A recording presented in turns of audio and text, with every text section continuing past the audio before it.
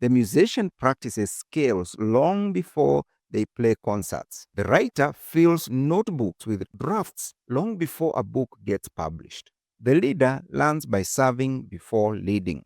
Think of a seedling in a pot. At first, it looks insignificant, but in that small environment, the roots are being established. If you plant it too early in the field without strong roots, it will wither. In the same way, small responsibilities prepare us for greater challenges.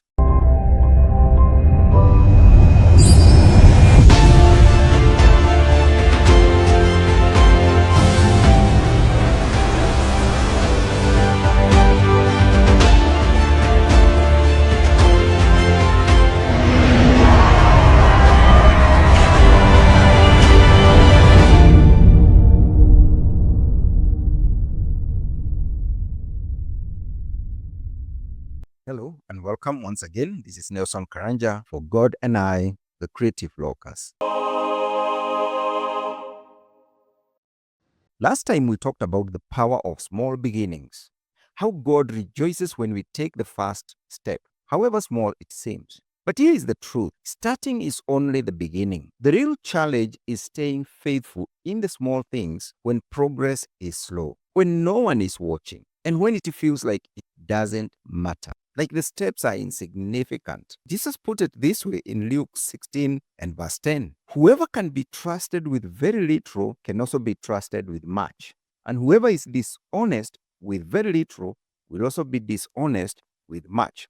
That tells me something important. Small things are never just small things in God's eyes. They are training grounds for greater things. So small things test our character. God doesn't just promote us based on talent or potential. He tests our faithfulness in the little responsibilities He gives us. David was faithful tending sheep long before he faced Goliath or became a king. Joseph was faithful in prison before he managed a nation. Even Jesus spent 30 years in obscurity before 3 years of ministry. So faithfulness in the hidden places is where character is forged. Can you be faithful when no one is watching? Can you have the discipline to be faithful, to do that which you know is right, even when nobody is following up on you? If we can handle the little with integrity, God can trust us with more. Small things shape our skills. Sometimes we underestimate the training that comes in small tasks. But it's in those small, repetitive, unseen acts that we sharpen our skills and we prepare for great opportunities. The musician practices scales long before they play concerts. The writer fills notebooks with drafts long before a book gets published. The leader learns by serving before leading. Think of a seedling in a pot.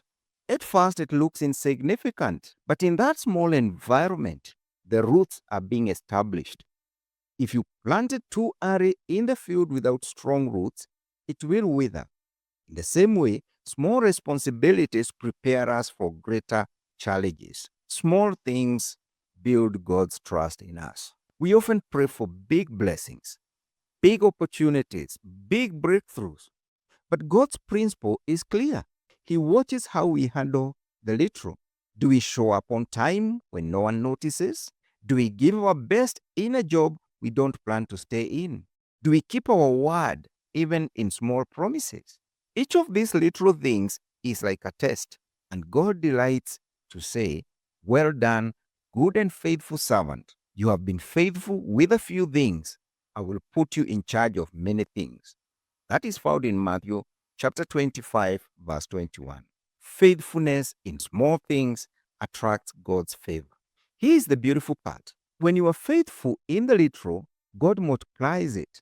He takes ordinary efforts and breathes extraordinary results into them. The widow gave a small jar of oil, and God multiplied it to pay off her debts.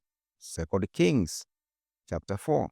A boy offered 5 loaves and 2 fish. Small in human eyes, but Jesus fed thousands with it. John 6.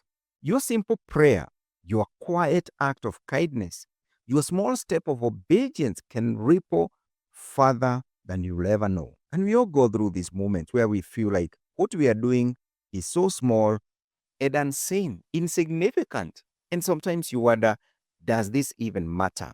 But later on, when you look back, you see how God used those small, consistent acts to open doors you could never have forced open yourself. What felt insignificant then was actually God's training ground for the bigger assignment that came later.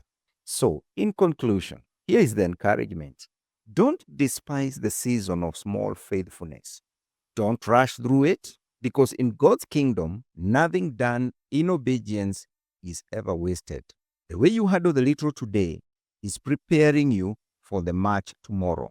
In Zechariah chapter 4, verse 10, we are told, do not despise these small beginnings, for the Lord rejoices to see the work begin.